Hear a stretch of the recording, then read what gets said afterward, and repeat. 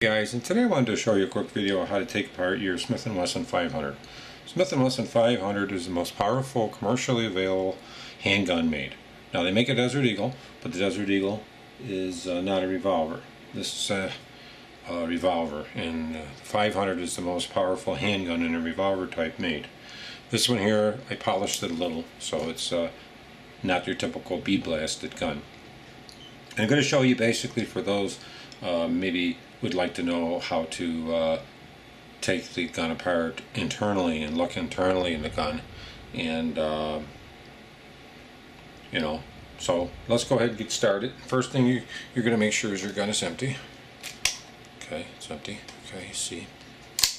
Okay, you're going to be taking these grips off first. Any kind of screwdriver that'll fit it. You just don't want to use one smaller than the screw, because if you use one smaller than the screw, it can strip it. So, bunch about the same size. There you go. Take that off. Pull it out. And this is taking the grip off. You can see this grip is a round butt. Okay, and it has this little adapter here. The adapter, of course, you just pop that off. You can take that right off. Now, what you're going to want to do is get a small screwdriver and take off the cylinder release. Okay. Go like this. Okay. You can pull that off. See, it has a little screw in there. Take it off. That's your cylinder release. Okay. This little hole here is for your lock. I actually removed it. You can see it's not in there. Okay. Go ahead and flip on this side. Take your screwdriver. Try to use the same size because it'll be easy to take off the screws.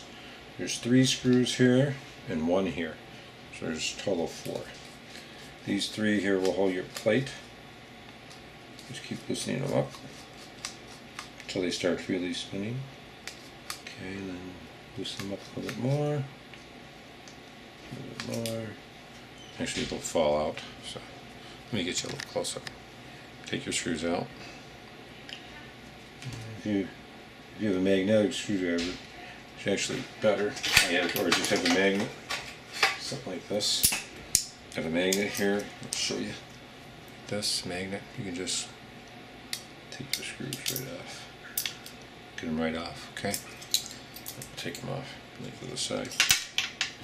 You've got to get this bottom one off too. So use that. Okay.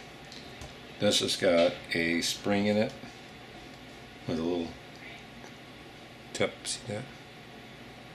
Okay, that's holds the cylinder in. And take just this piece of plastic thing, that, pop it off. I used plastic so it's not marring. Okay. Take that off. Now, if you see inside here, I'm going to put a piece of paper under there so you can see it a little bit better. Okay. And here is your whole action for your gun. Here is your drop safety. Okay, this part here. This is when you shake your gun. You hear it when you wiggle. You get a little closer. Okay, that's that part. Here is your trigger. This part here advances your cylinder. Here. Okay, and this is some of the parts in there. I wanted to show you that's how they look. I'm going to basically hold them down, and here's your mainspring, and it's adjusted by a little screw which is right there. I've already taken this apart and actually polished a lot of the internal surfaces in here and cleaned them up so the gun is smoother. And areas you can do is right up in here and behind this. Up in here, all these little parts. You just want all the surfaces smooth. If they're smooth, it'll work a lot better, your gun. But that's basically how you take off and look into the action on the gun. You can actually polish all this too, this surface with some sandpaper. You can see I did a little bit. It actually helps to make it smooth. Put it back in, pretty simple. This part, you just drop it right in. Oops. Drop it right in there so it lays in there. Okay, going to put this part back on. Okay, putting it back on. you'll see it has it's all smooth and everything, so it should actually just drop right in there. Like that. And I would tap it like this. When you do this, you could wiggle it a little to make sure that drop safety goes in there. Okay, you're going to put your screws back in. This just holds the cylinder in. And there's 3 screws that hold the plate in the back. This is just how to take it off. I mean, I've got more in-depth videos on how to actually take it apart and everything, but we're not getting into that right now. And then put it back on. I use just a small screwdriver like that. You want something that has the same size as this head of the screw to get in there, see? Here.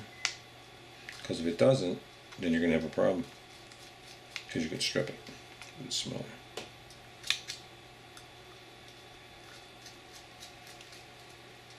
That's pretty much how you take it apart. Like I say, there's tons of videos out there on how to take them apart and do everything. And then you're going to want to do is make sure that it fires. You hear that? That's that part that wiggles back and forth. You're going to put this back on, just lay it in like that.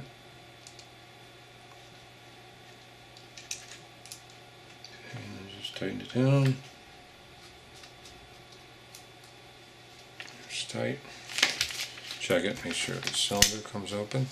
It does. And then you're going to return this part in.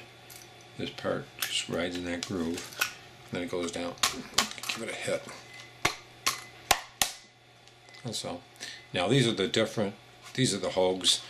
You can see they're Hogue grips. They're a little different than the Smith & Wesson. Has a little rib here for recoil. These particular ones don't have that.